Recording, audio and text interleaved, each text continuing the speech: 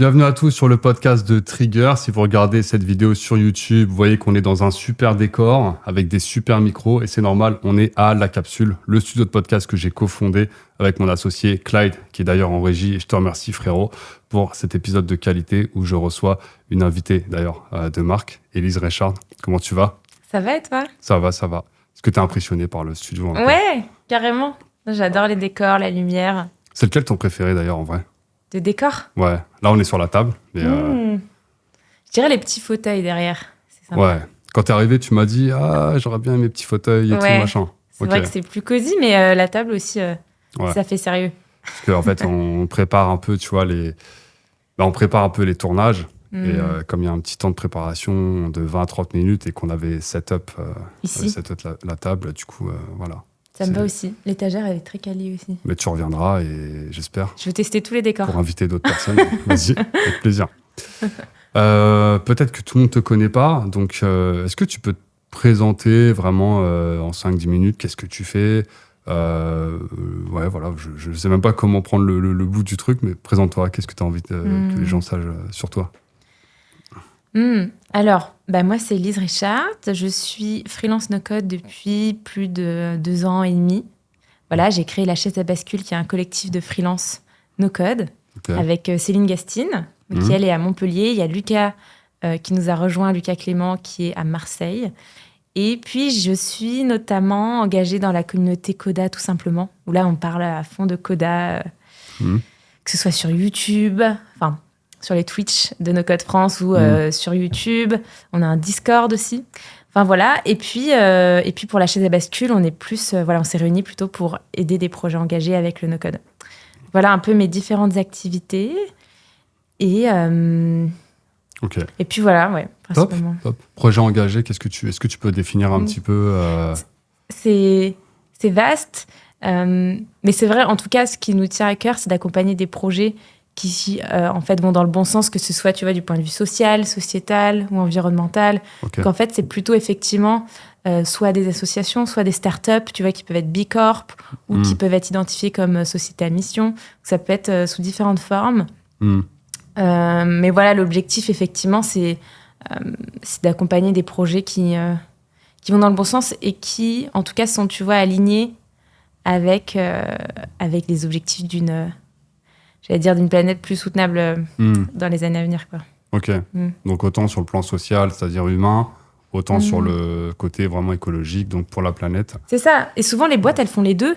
En fait, souvent, par exemple, là, le pavé que j'accompagne depuis bientôt 3 ans, eux, ils fabriquent des matériaux à partir de déchets plastiques. Mais tu vois, ils embauchent aussi des personnes éloignées de l'emploi dans leur entreprise sur la partie industrielle. Et donc, en fait, souvent, les boîtes qui sont engagées sur une cause, en fait, c'est comment dire, la cause environnementale, sociale, ça se rejoint. Et donc souvent, dans les différentes activités de l'entreprise, eh bien, les valeurs, en fait, se recoupent. Donc voilà, souvent, on va dire, c'est plus une intuition d'accompagner des personnes, des équipes qui nous ressemblent et qui partagent, tu vois, ces valeurs-là. Ouais, et puis j'avais posé la même question à Alexandre, que j'ai reçu aussi, qui s'intéresse aussi, qui fait des actions, qui a une agence de code où il essaye un peu d'aller dans ce sens-là. Et je te pose la même question, c'est quoi qui a un petit peu fait que tu as envie d'accompagner des projets à impact positif Ouais, qu'est-ce qui a fait? Est-ce que c'était quelque chose que tu as vu pendant un voyage? Souvent, moi, ça m'intéresse de savoir qu'est-ce qui déclenche ce truc où je... C'est vrai que moi, j'allais dire la transition, on va dire la transition déjà plutôt personnelle, elle a commencé en école d'ingénieur, donc j'étais en école à l'INSA Lyon, en filière génie industriel, et je me suis dit, waouh, mais je suis Il y a 2 choses. Déjà, en fait, je suis dans presque la pire filière, parce que en fait, génie industriel, c'est un peu à l'opposé initialement comment dire, c'est toujours plus d'optimisation, de performance, un peu opposé à la partie, on va dire, de réduction ou en tout cas de réduction de consommation, de production, c'est un petit peu opposé. Donc c'est vrai que là, j'ai eu un peu une crise de sens, et le fait aussi qu'à l'époque, à à l'époque, je côtoyais la communauté marocaine. J'avais pas mal d'amis marocains à l'INSA.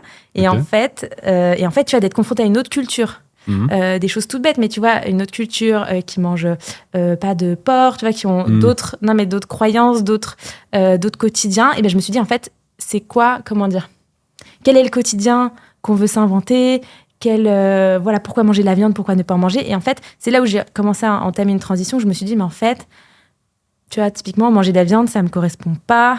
Tu vois, c'est là où j'ai commencé à remettre en question ma culture quand j'étais confrontée à une autre culture. Donc là, je suis pas végétarienne à 100%, mais on va dire 90% du temps, je mange végétarien. Quand c'est possible, parce que parfois en famille, c'est pas toujours évident. Mais voilà, à cette époque-là, c'était plus strict quand j'ai fait ma transition. Après, j'ai un peu plus lâché du lest. Mais voilà, donc tu vois, c'est vraiment personnellement rencontrant d'autres personnes, en rencontrant d'autres personnes que j'ai entamé cette transition. Et après, c'est en étant dans des stages, dans des startups, on va dire engagés, comme le pavé, j'étais en stage chez eux au tout début. Eh bien, c'est comme ça qu'après, j'ai été confortée dans cette transition et que j'ai voulu bosser avec des boîtes comme ça, quoi. Donc, c'est vraiment personnellement. Après, ça a déteint sur le monde pro. Et je me suis dit, mais en fait, c'est possible de concilier la tech et des projets qui ont du sens. Voilà. Même si après, il y a aussi c'est pas toujours évident, il y a aussi des entrepreneurs très, très chouettes qui cassent les codes dans leur secteur. Ouais. Et parfois qui font avancer aussi des choses dans des secteurs un peu moins sexy, un peu moins engagés. Mais tu vois, il y a aussi des gens à soutenir qui font des choses bien dans des secteurs un peu... Tu dirais qu'il y a beaucoup de... Tu vois, c'est marrant parce que tu vois, à chaque fois que je pose cette question, c'est vrai que je me rends compte que je me dis, ouais, en fait, il y a toujours une transition. Ouais. C'est-à-dire qu'en fait, la pensée par défaut, c'est pas ça. Moi, tu vois, la pensée par défaut, c'est pas d'aller dans le sens de la planète, de consommer moins, etc., etc. Et tu vois, mon associé aussi, qui est hyper engagé sur le sujet, qui a un podcast aussi que je vous invite à découvrir, qui s'appelle Haut-Parleur écologique. Alors, je vais pas résumer son podcast à sa place, sinon il me tuerait à la fin de cet épisode. Mais voilà, allez voir. Et du coup... je me dis, c'est vrai qu'à chaque fois, c'est issu d'une transition. C'est qu'on pensait avant un certain mode, ou en tout cas en Europe, en France, je dirais. Et après, on voit un impact peut-être négatif, où on voit d'autres choses, d'autres cultures qui vivent autrement, et qui pensent autrement. Et là, on essaye de rapporter ce mode-là dans notre pro ou dans notre perso. Et est-ce que toi, c'est plus compliqué au quotidien, que ça soit pour les projets ou même que ça soit dans le perso, d'être aligné un peu avec tes valeurs et Paris, tout ça. Enfin, Paris. Tu vois, en mode... Non, mais c'est pas évident de tout, effectivement, concilier. Hein. Et, mais que ce soit du point de vue pro ou perso, parce que tu vois, du point de vue pro, là, je développe pas mal Coda. Et c'est vrai que de faire, tu vois, des projets Coda exclusivement, de mener des projets Coda exclusivement avec des projets impact, c'est pas toujours le cas, parce qu'aujourd'hui, il y a pas, comment dire, c'est pas assez connu, je pense, Coda pour pouvoir filtrer à ce point, on va dire, les demandes. Donc c'est vrai que selon les périodes, j'essaye tant que je peux d'accompagner ces projets-là, mais c'est pas toujours évident. Mais et puis du point de vue perso, effectivement, les habitudes que j'aimerais mettre en place, tu vois, faire tout à vélo, consommer en vrac, consommer que de seconde main, j'essaie de le faire, mais c'est pas toujours évident quand effectivement tu dois aller d'un bout de Paris à l'autre, ou que là, tu vois, on habite au 6e étage sans ascenseur, on va pas forcément on va pas forcément acheter exactement, tu vois, 6e étage sans ascenseur, et en plus à côté de chez nous il y a pas vraiment de magasin de vrac, donc en fait on n'achète pas, tu vois, exactement ce qu'on aimerait. Tu vois, ici le studio il a été fait, alors sauf les chaises où on est assis, tout est en seconde main, la table, l'étagère, etc. Et le premier mois où on a ouvert, ça a été une véritable galère en fait. C'était hyper compliqué. De trouver. Faut louer le camion, faut y aller, faut récupérer du liquide, faut charger, machin. Alors que c'est vrai que c'est tellement simple que juste de commander Ikea, tac, tac, tu te fais livrer, machin. Tu vois, c'est ça où c'est pas si... C'est plus difficile, j'ai l'impression. Oui, c'est plus difficile. Il y a de la friction, quoi. Tu vois. Ouais, mais c'est clair. C'est pour ça que, comment, effectivement, par exemple, au quotidien, avoir une voiture, ça peut être plus polluant que de se déplacer à vélo. Mais par exemple, pour acheter de seconde main, c'est plus pratique pour aller chercher, tu vois, ces meubles. Donc, il y a comme ça un peu des compromis où il faut s'arranger, effectivement, pour faire de son mieux, en fait. C'est ça. Tu vois, c'est comme se dire, bah tiens, on va pas prendre l'avion, mais effectivement, pour des personnes qui ont peut-être leur famille à l'autre bout du monde, j'ai un ami qui est mauricien, qui a sa famille à l'île Maurice, du coup, il prend quand même pour aller les voir une fois par an. Donc, tu as ce truc de, tout le monde, tu vois, tout le monde peut pas faire les mêmes concessions. Efforts.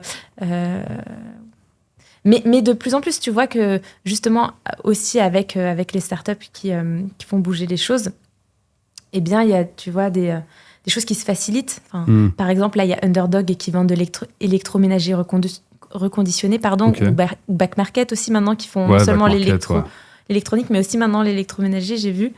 Donc, petit à petit, ça nous facilite la vie, tu vois.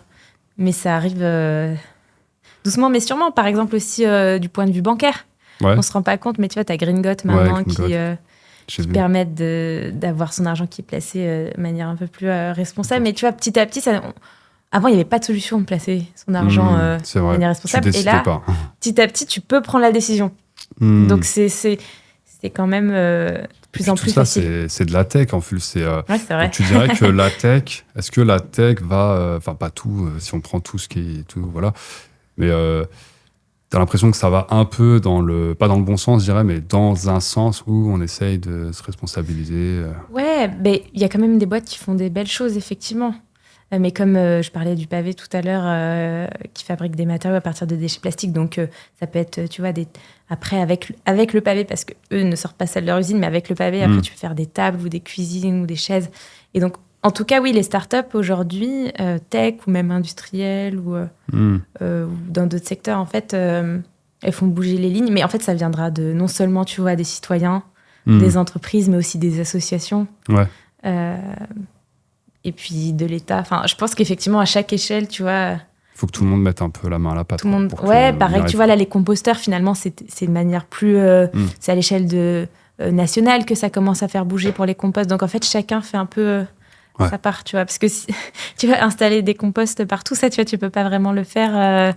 Enfin, si de manière individuelle, quand tu as un jardin, tu peux t'y mettre, mais pour les appartements, tout ça, il faudrait que les syndicats soient d'accord, machin, les syndics de copro, Après, moi, je serais chaud, à titre perso. C'est vrai. Mais là, ça commence. Je m'étais renseigné un peu. Ça arrive, les composts. Normalement. Donc, je ne suis pas experte sur le sujet, mais normalement, maintenant, les communes sont dans l'obligation de proposer des composts aux citoyens, aux personnes qui habitent dans la commune. Mais effectivement, il y a des communes ça va prendre parfois un peu plus de temps parce que pour mettre en place auprès de chaque personne, parce que parfois, selon les quartiers, tu n'as pas les mêmes solutions. Les quartiers, tu vois, où il y a des maisons, on va peut-être mettre en vente ou même offrir des composteurs individuels, alors que dans les quartiers où il y a des appartements, ils vont installer des composts pour tous les quartiers. Plutôt à l'extérieur. Tout le monde, à l'extérieur, tu vois, pour tout le quartier. Et puis, j'en parlais avec une amie qui bosse là-dedans. Elle me disait qu'il y avait En fait, t'as toujours quelques appartements, quelques maisons qui t'embêtent dans chaque, dans chaque quartier. Ils veulent pas, genre, ils sont pas chauds. Non, mais tu vas avoir un quartier, par exemple, avec que des maisons, et puis tu as un appart au milieu ou des choses. Tu as des exceptions, tu as pas mal d'exceptions. Et donc, en fait, c'est ça qui prend du temps à gérer pour les communes, c'est les exceptions. Et donc, en fait, en tout cas, ça prend du temps. Et puis souvent, en fait, c'est des petites équipes qui doivent mettre en place ça. Tu as 1 ou 2 personnes sur toute la ville. Donc, souvent, ça met un peu plus de temps que prévu. En tout cas, force à vous. Hein. Force à vous, force à Marie elle bosse sur Grenoble là-dessus. Donc, en tout cas, Grenoble, c'est une ville assez avancée quand même sur les sujets écologiques. Donc, mais il y a encore plein de choses à faire. À l'échelle nationale, je pense qu'il y a des communes qui sont encore plus Ouais, encore qui plus sont en un peu plus retard. en avance, ouais. D'autres en retard. Bon, bah, c'est ok, très intéressant. Moi, j'aime bien poser ce genre de questions parce que c'est un sujet qui m'intéresse et j'en profite en même temps, tu vois, de prendre des tips ou voilà, des idées, tout ça. Donc, c'est cool. J'en parle pas assez parce que je parle beaucoup de no-code à longueur de journée et on Ouais. parle pas assez d'impact finalement.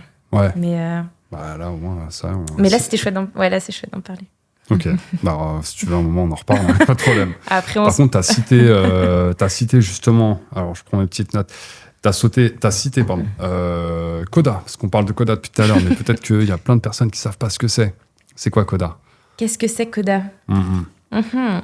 Alors, effectivement, tu l'expliques pas de la même manière quand c'est quelqu'un qui connaît déjà le no-code que quelqu'un qui connaît pas du tout l'univers. Mais avec des mots très simples, je dirais que c'est un outil de collaboration. Enfin, avant tout, c'est pour collaborer en équipe. Donc, chacun a accès au Coda, chacun a son compte. Et donc, tu peux vraiment collaborer et mixer de la partie de gestion, on va dire, documentaire, de connaissances, avec la partie gestion de données et des données opérationnelles. Donc, c'est vraiment un écosystème complet, on va dire, pour gérer souvent ton entreprise ou ton association. C'est un peu comme... il est souvent comparé à Notion, forcément. C'est ça. Moi, je connais pas Coda. Par contre, c'est... Toujours pas? Non, j'ai ouvert plusieurs fois, tu vois, un compte et tout, mais je retrouve pas mes habitudes comme sur Notion. Sur ta palette. Voilà. J'en parlais avec Julien Mottet et c'est vrai qu'il n'y a pas les mêmes raccourcis toujours. Et donc, t'es là, mais ce raccourci ne marche pas. Mais en fait, c'est vrai que la ressemblance, j'allais dire physique, mais la ressemblance visuelle est très proche de Notion. Donc, on a tendance à vouloir retrouver la même chose, mais en fait, c'est un autre outil. Ouais. Mais effectivement, je t'invite à essayer les formules, à essayer les automatisations, à essayer les graphiques, à essayer les boutons. Parce qu'en fait, dans les boutons, tu peux mettre des formules. Bon, jusque-là, ça va comme dans Airtable. Ouais, c'est clair. Okay. Sauf qu'en fait, en cliquant sur le bouton, dans la formule, tu peux dire toutes les actions que ça va effectuer. Ok. Donc, c'est en fait tes automatisations, elles sont... C'est comme il y en a plein Glide, que tu peux mettre dans tes boutons. Ok, ça fait longtemps que j'ai pas fait Glide. Glide, en fait, par exemple, je pense que Coda est plus puissant, tu vois, en vrai, je sais pas, mais en tout cas, dans Glide, tu as une action utilisateur qui est déclenchée par le clic au bouton, et ça va te déclencher une action, tout un workflow. Sauf que là, c'est vraiment, tes actions, tu les mets vraiment dans une formule. Ok. T'as des formules, en fait, t'as des fonctions add row, modify row. Ah d'accord, donc en fait, ça marche pas comme Zapier où tu as step 1, step 2 ou comme dans Make, step 1. Là, tu peux vraiment mettre un bloc d'action comme ça. Tu peux mettre dans une formule, tu peux dire je fais telle action, j'ajoute une ligne, je modifie. C'est un programme informatique en fait, en train de c'est un peu ça, c'est des fonctions qui peuvent ajouter comme je disais, des lignes modifiées, même faire des actions même autres, encore plus poussées, parce que tu peux aussi, on va dire ajouter des fonctions qui sont dans des packs, des plugins. Donc, en fait, tu peux ajouter le pack Gmail. Et donc, par exemple, dans ta formule, dire send email avec Gmail. Okay. Donc, en fait, c'est vrai qu'avec ce langage formule, du coup, c'est moins du no-code. C'est vrai que ça s'éloigne un peu du no-code, mais du coup, ça devient effectivement beaucoup plus puissant. Et tout en restant, je trouve, assez simple, assez agréable à utiliser. Okay. Après, tu as aussi des automations. Tu peux aussi faire des automations dans Coda. Mais c'est vrai que tout est tourné autour de la formule. Tu m'as dit les packs, alors ça c'est un mot, j'entends. Tu peux intégrer, donc c'est un peu des modules externes que tu vas raccorder un peu à Coda. Ouais, j'essaie de trouver une comparaison. Par exemple, qu'est-ce que je peux faire avec le pack Gmail? Donc je peux envoyer un email sans même passer par Zapier ou Make qui normalement est utilisé pour faire le pont justement entre ton outil. C'est des intégrations un peu directes comme tu peux avoir parfois dans Notion. Tu peux avoir des intégrations directes, mais c'est vrai que c'est moins avancé. Sur Notion, c'est pas très avancé. C'est pas très avancé. C'est plus, j'ai l'impression que c'est plus. c'est assez limité. En fait, là, effectivement, le pack, tu vas pouvoir l'ajouter. Ça peut être Gmail, ça peut être Stripe. Stripe, je l'ai pas encore utilisé. Google Agenda, lesquels j'ai utilisé, ou même. Alors, par exemple, sur Google Agenda, est-ce que ça me permettrait de récupérer tous mes meetings dans Coda, par exemple, ou ça me permet d'en créer, par exemple? C'est ça. En fait, Google Agenda, et par exemple, en fait, on peut prendre l'exemple de Gmail et Google Agenda. En fait, tu peux non seulement donc avoir des tables qui sont synchronisées avec ton agenda ou avec ta boîte mail, mais tu peux aussi avoir des formules un peu, des fonctions, un peu spéciales que tu peux appeler grâce à ces packs. Donc, par exemple, effectivement, Google Agenda, tu vas pouvoir ajouter une table. Et en fait, cette table, tu vas pouvoir un peu la drag and drop. Et cette table, elle va être 100% synchronisé avec ton agenda. Ok. Donc effectivement, là, tu vas pouvoir voir tous tes événements. Tu peux même avoir le two-way sync, où du coup, effectivement, quand tu modifies dans Coda, ça modifie dans ton agenda. Ça, c'est génial. Donc ça, c'est assez fou. Et Gmail, par exemple, tu peux avoir la fonction... tu peux avoir la table de tous tes emails. Pareil, donc voir tous tes emails. Et même, il me semble, effectuer des actions. Et tu peux aussi avoir la fonction send email. Donc ça, l'ajouter dans n'importe quelle table de ton document. La fonction send email. Et en fait, t'en as plein. Okay. Et ça, c'est la communauté qui développe ces packs un peu. Donc c'est ça dépend. Ça dépend, effectivement. Parfois, tu as certains éditeurs, comme par exemple DocMaker, qui est un outil, tu vois, j'en parle beaucoup, mais de génération de documents. Donc là, pareil, tu peux avoir donc des fonctions spéciales qui, pareil, donc te font en fait des calls API DocMaker, mais en direct pour générer tes documents. Donc, tu as des éditeurs qui développent ces packs-là, comme DocMaker, comme il y avait le concurrent américain Documint. Donc, tu as des éditeurs qui se disent, tiens, on a envie... D'ailleurs, il y a NoLoco, je crois, qui va développer un pack avec Coda. Donc, parfois, les éditeurs. Parfois, c'est Coda lui-même qui se dit, tiens, on a quand même envie de proposer ça. Je me semble que Gmail, Google Agenda, ça doit être Slack, Teams, tout ça, ça doit être eux parce qu'ils se disent c'est des must-have, donc on peut pas faire autrement. Et puis chacun d'entre vous pouvez développer des packs Coda. Moi, je peux le faire, je l'ai pas encore fait, mais il faut se poser un peu, écrire. Je crois que ça ressemble à du Google Apps Script ou du JavaScript, et tu développes ton pack. Et tu peux le publier et voilà. Et les gens peuvent commencer à l'utiliser. C'est comme dans Make un peu. Comme dans Make. Les modules, Les modules, les custom apps dans Make ou les notes dans Newton. C'est bien ça, de plus en plus. Mais tu vois, dans Notion, c'est pas possible par exemple. Et là, tu me parlais.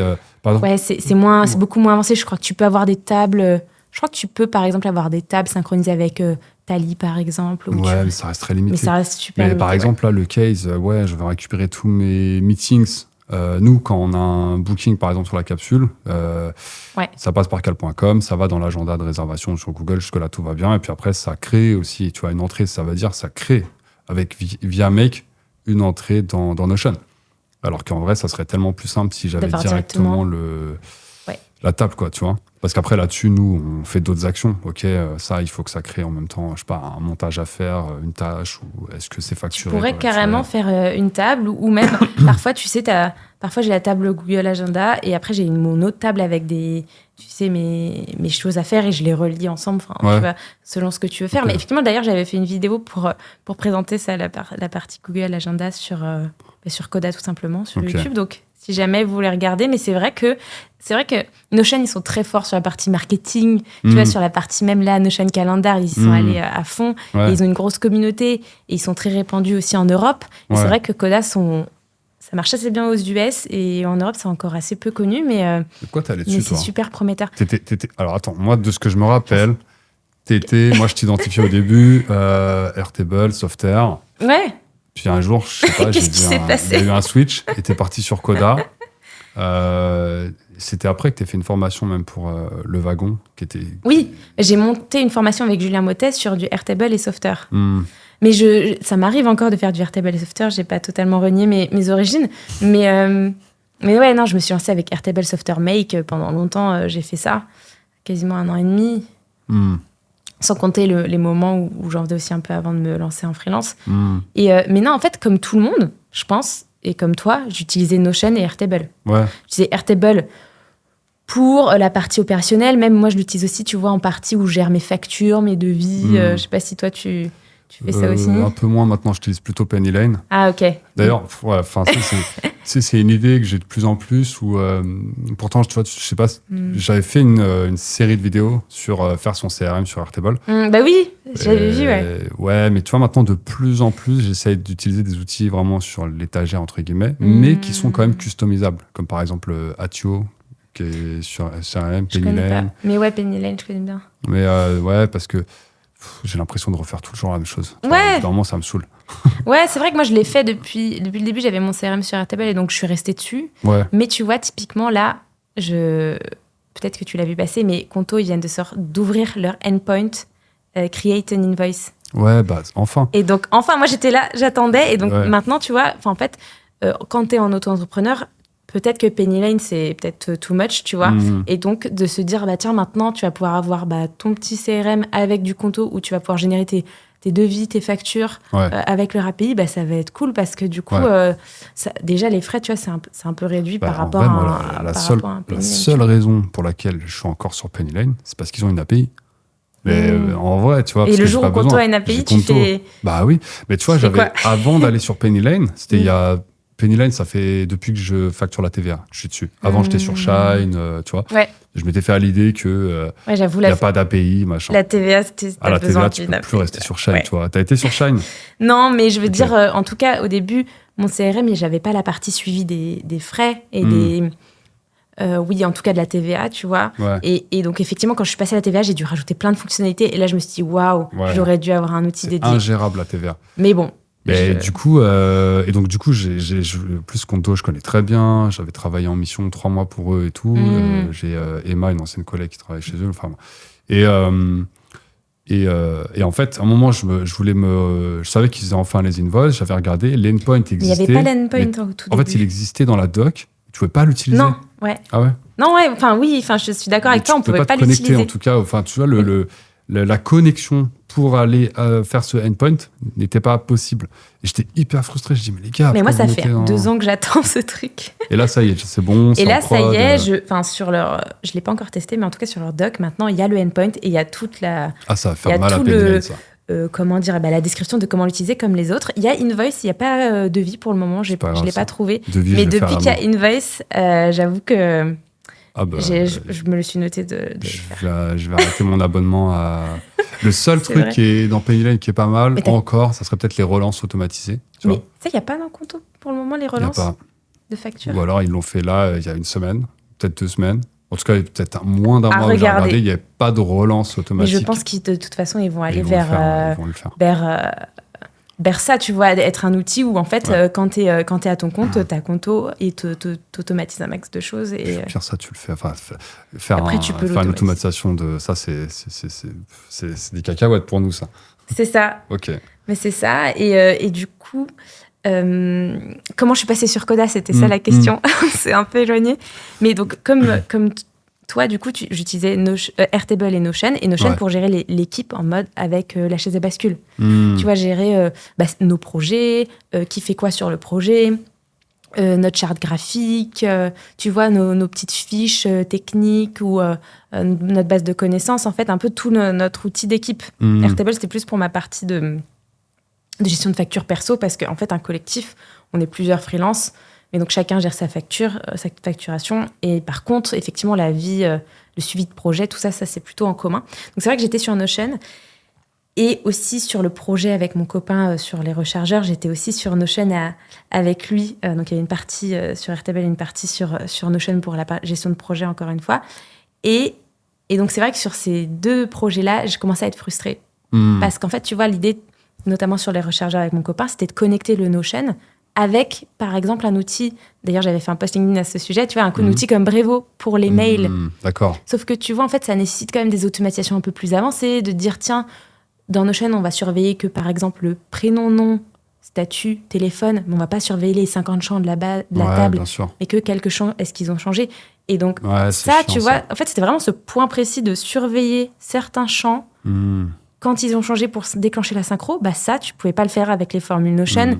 Des trucs. Et en fait, c'était que ça. C'était, mais en fait, avec ces choses-là qu'on peut faire sur du Airtable, on ne peut pas le faire sur Notion. Et comment je vais faire? Les automatisations, ça devient compliqué. C'est ça. Et pareil, avec la chaise à bascule, on voulait générer des devis après dans Notion. Et j'étais là, waouh, mais pareil, c'est pas forcément adapté. Et même les graphiques, c'est pas adapté. T'as trouvé des limites assez... Et donc voilà, il y avait quand même des limites. Et pareil, pour partager aux clients l'information, c'était pas pratique. Et donc, mais je vous invite à si vous voulez, à remonter le fil de mes expériences. Sur LinkedIn, c'était mai, juin, juillet de l'année dernière, où là, j'étais vraiment en mode, les gars, c'est plus possible. Et en fait, j'ai découvert ça notamment avec Xavier Agapé, qui en parlait un petit peu dans une des formations. Force à toi, gros bisous. Et aussi, il y a un client qui m'avait demandé du software, mais en fait, leur outil d'équipe, c'était Coda. Ok. Et donc, software et Coda, pour le moment, c'est pas possible d'intégrer, mais bon, on peut toujours trouver des solutions avec du Make ou quoi, mais Et donc, c'est là où j'ai vraiment vu Coda utilisé par une équipe avec envie, quoi. Et j'étais, waouh, mais en fait, ça a l'air pas mal. On peut faire comme du Notion, mais j'ai dire Notion, mais en mieux. Mais en plus, ouais. Et donc, j'ai vraiment... Il y a plus de fonctionnalités, en tout cas. Pour gérer une équipe, des automatisations, comme je vous disais, des formules, des intégrations en fait avec des outils, c'est vraiment adapté. Et en fait, c'est vrai que Coda, même aux US, ça se positionne vraiment pour en outil d'équipe, outil de gestion d'équipe pour les entreprises. Et donc, tu ressens vraiment que dans l'ADN, tout est fait pour que les équipes, puissent s'organiser. Et aussi leur pricing est assez intéressant. Le fait de payer, tu payes pour les administrateurs, les docmakers. Donc, tu as peut-être 1, 2, 3 administrateurs. Ouais. Et par contre, si vous êtes 100 dans l'équipe, les 100 personnes, elles ont accès gratuitement. Ok. Et elles peuvent modifier. C'est comme si tu avais 100 personnes qui avaient des licences Airtable gratuites ou Notion gratuites. Et tu payes pour les 3-4 administrateurs qui doivent créer des docs, des espaces, ajouter des tables et tout ça. J'ai vu dans une des vidéos YouTube, je crois que tu étais avec Lucas, c'est ça Lucas Clément, ouais. Ouais. Et je ne sais plus qui posait la question dans le chat. Et en fait, le nombre de records, en plus, est illimité. Ouais. C'est ça. Et même le nombre de blocs, du coup, c'est-à-dire tout ce que par exemple, tu peux mettre dans une page, plusieurs tables, etc. Ça, c'est même illimité. Ouais, tout est illimité. Après, effectivement, si tu mets des millions de records, ça va commencer un peu à laguer. Ça va laguer. Mais effectivement, c'est illimité. Et en fait, le plan équipe, qui est quand même pas mal quand tu veux, tu vois, bloquer. C'est un peu comme dans Notion, verrouiller certaines pages pour éviter d'avoir les options qui s'affichent dans tous les sens. Quand tu veux bloquer certaines pages, eh bien, c'est à $30 par mois par administrateur. Mais voilà, encore une fois, il n'y en a pas tant que ça sur l'équipe. Et oui, c'est illimité. Même les automations sur le plan équipe, c'est illimité. T'as pas mal en fait, les packs, il y en a pas mal d'inclus dans le plan team. Ouais. Après, t'en as certains parfois où t'as des packs où tu dois rajouter 2, 3, $4 par mois. Ok. Par utilisateur ou juste... Je crois que c'est par administrateur à chaque fois, par docmaker. Ok, ouais. Okay. Souvent, les pricing, c'est ça, c'est tu payes pour les docmakers, mais après, tu peux avoir autant de personnes qui l'utilisent. Après, c'est vrai que Notion, moi, je connais beaucoup de gens qui payent pas. En fait, sur Notion, j'ai l'impression que Notion, on essaye d'en profiter. Nous, à la capsule, je crois que je sais même pas si on a un abonnement encore, en fait, tu vois. En vrai, on est 2 admins sur les espaces. Je pense qu'on paye, ouais. Et maintenant, ils ont mis une limitation. Tu sais que maintenant, ils ont mis plus de limitations dans le plan gratuit. Maintenant, je pense que tu as un nombre de... 1000 blocs, je crois. Ouais, 1000 blocs ou 1000 records maximum. Pareil, tu peux inviter que 5 invités. Ouais, 5 collaborateurs. Ils ont pas mal réduit. Nous, on est 3 à l'utiliser. C'est-à-dire 3 à pouvoir créer des workspaces, créer des pages, etc. Puis après, on a d'autres personnes qui ont accès en fait, à certaines... juste leur page pour pouvoir déplacer les cartes et tout en éditeur. Mais ouais. Ok. Ça va arriver sur Coda et ça va vraiment être game changer. C'est qu'aujourd'hui, tu peux pas partager une page spécifique, par contre, à quelqu'un. Ah. Donc, ça peut être bloquant quand tu veux collaborer avec des personnes extérieures. Par contre, tu peux... Après, je vous invite à regarder les cross-docs. Donc, en fait, dans Coda, tu peux avoir autant d'espace. Tu vois, un Notion, tu as un seul espace avec des pages. Après, si tu peux en avoir plusieurs, mais très souvent, dans Notion, on en a un. Alors que Coda, en fait, tu peux créer autant de docs que tu veux, autant d'espace. Un peu comme des classeurs. Et dedans, tu as plein de pages. Mais du coup, parfois, tu vas créer ton classeur, ton doc équipe. Et après, tu vas avoir ton doc invité. Et là, tu vas pouvoir synchroniser certaines informations. Et bon, là, c'est peut-être un peu abstrait, mais en tout cas, pour dire qu'aujourd'hui, le partage n'est pas aussi facile que Notion. Et ils vont sortir ça dans les prochains mois. Donc là, c'est certaines réticences. En tout cas, certaines personnes m'envoient des messages pour me dire « Ah, mais Coda, j'adore, mais la partie partage, ça me frustre un peu de ne pas pouvoir partager une page à gauche, à droite. » Mais ça va arriver. Il y aura toujours des limitations dans les outils, de toute façon. C'est pas parfait, en fait. Chaque outil, je ne vais pas vous dire que Coda, c'est parfait, mais en tout cas, il y a plein de choses qui sont chouettes pour gérer des entreprises et des équipes, quoi. Ok. Toi, par exemple, pour la chaise à bascule, vous l'utilisez, c'est votre core outil, quoi. Tout est sur Coda, nos devis, nos devis générés avec DocMaker, nos projets, notre CRM. Donc et vous payez combien, par exemple, par mois Et donc là, c'est moi qui suis DocMaker, donc $30 par mois.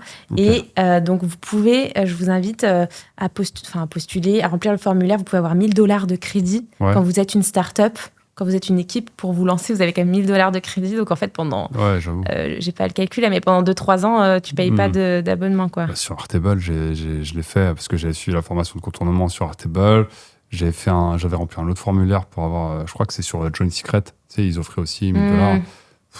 Je sais pas quand est-ce que je vais commencer à payer Airtable. En plus, je suis toujours tout seul sur mon space. Moi d'ailleurs, il arrive à la fin, mes crédits Airtable. Il faut que je retrouve. Il va falloir faire attention à qui est en créateur ici sur ta base. Mais c'est pas évident quand t'es freelance no-code parce que du coup, t'as plein d'abonnements sur plein de choses. Ouais. Et parfois, il faut faire des choix où non, mais après, ils sont sympas, les éditeurs. Parfois, ils nous donnent quand même des licences. Ouais, ça va. En tout cas, les éditeurs français. Sinon, il faut demander à Julien Mottet. Je suis sûr qu'il doit avoir des parts même chez Airtable.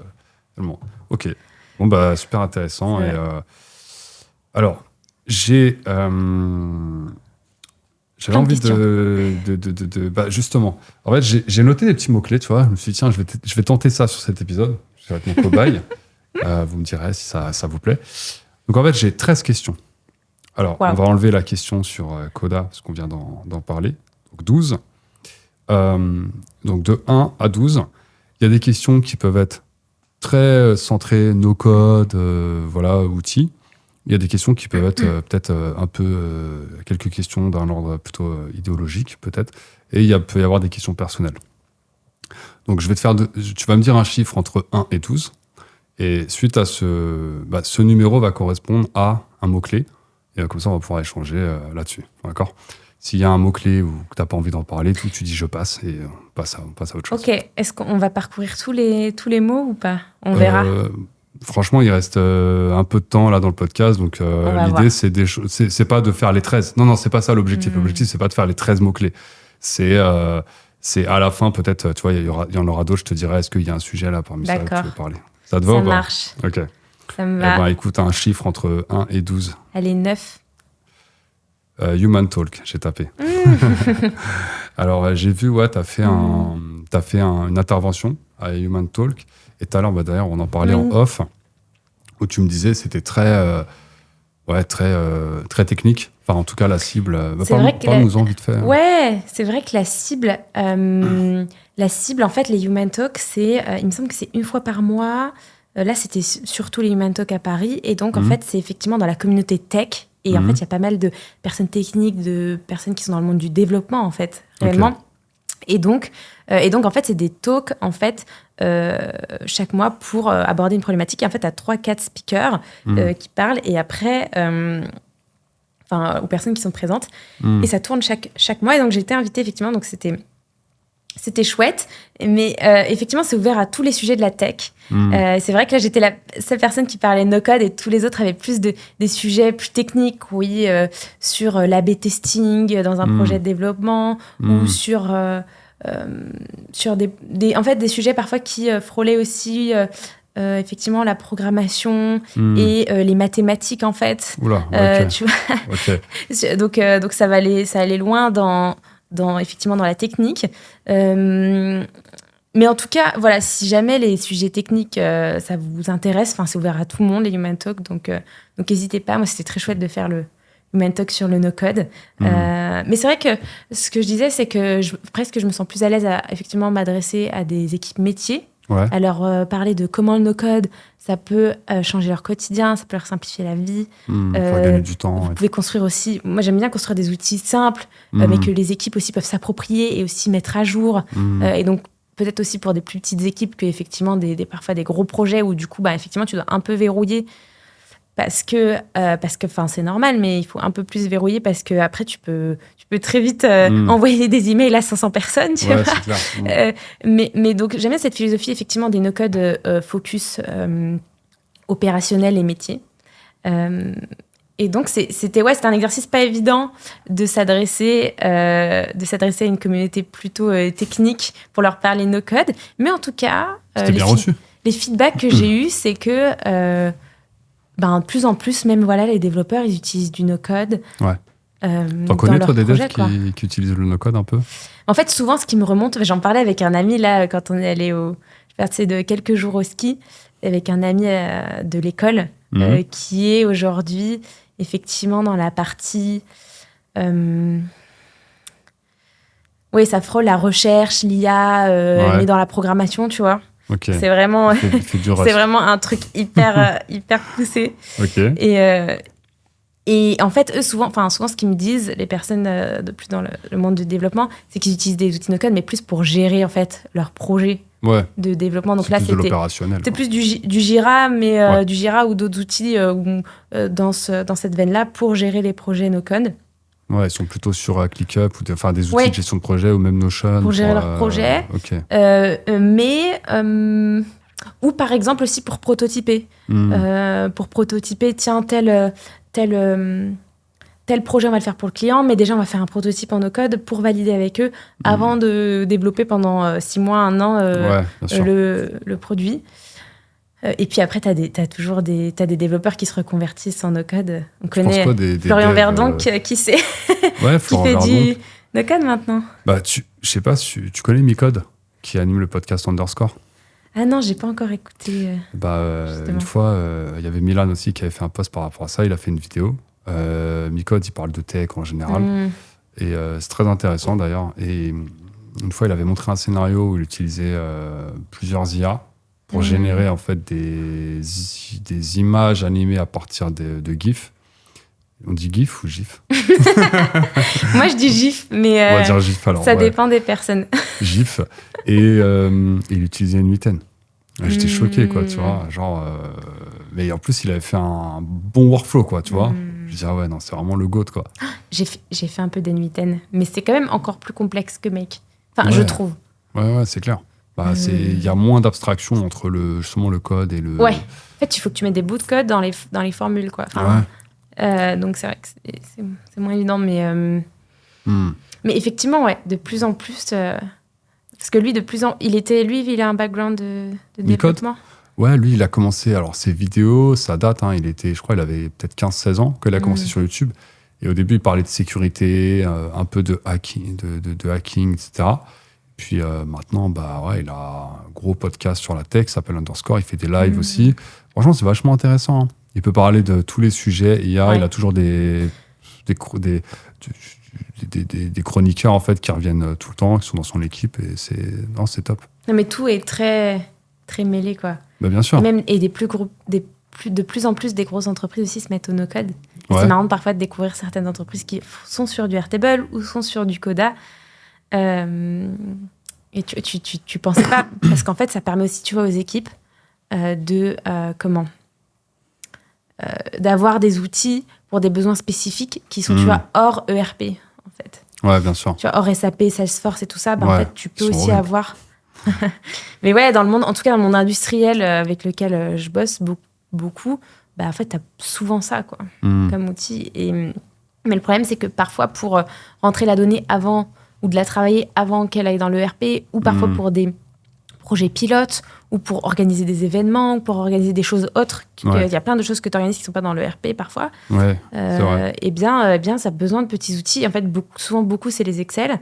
Et petit à petit, en fait, on voit des outils comme Airtable et Coda arriver. Ouais, bien sûr. Oui, parce qu'il y en a marre comme ils disent les devs, du shadow IT, où les gens font un peu leur outil de leur côté. Donc, du coup, les DSI ne sont pas contents parce que ça ne respecte pas du tout les règles de sécurité et tout. Et ils n'ont pas tort, parce que quand tu sais que, je ne sais plus c'est quoi la stat, mais la majorité des hacks, des piratages qui se produisent dans les entreprises, c'est des Excel, en fait, qui se baladent un peu partout comme ça, quoi, tu vois. Et donc, du coup... je comprends qu'ils essayent un peu de fermer comme ça. De fermer et de centraliser, parce que souvent, les Excel, chacun a son Excel de son côté.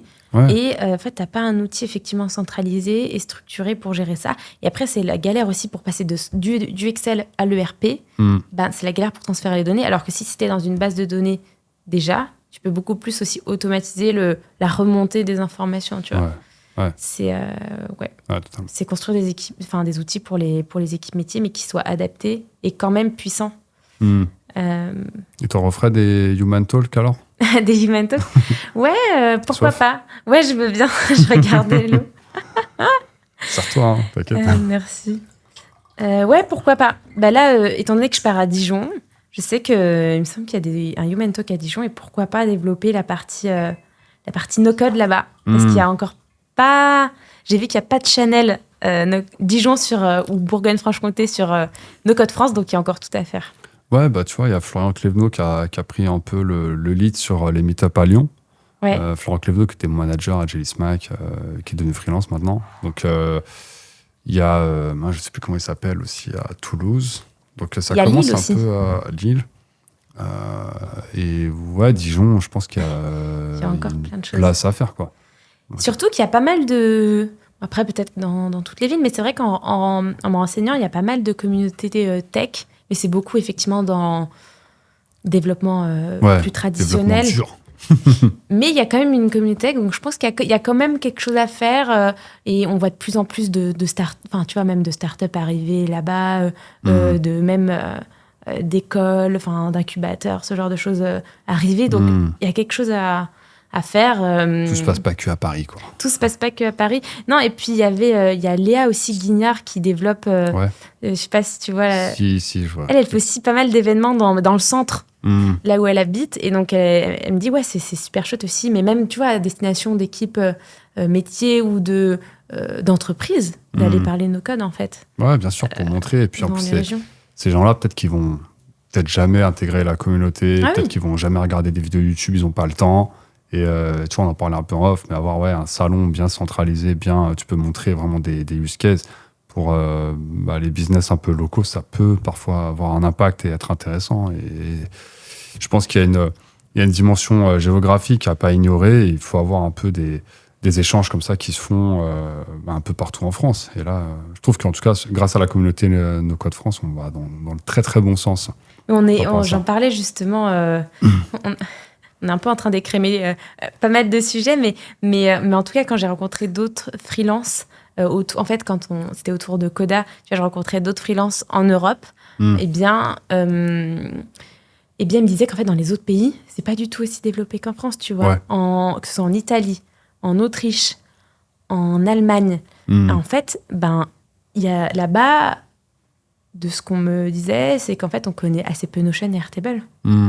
En fait. Ouais. Donc même des outils, tu vois, qui nous sont assez ils devraient répandus. nous payer, les éditeurs, en vrai. Attends, on a le plus gros...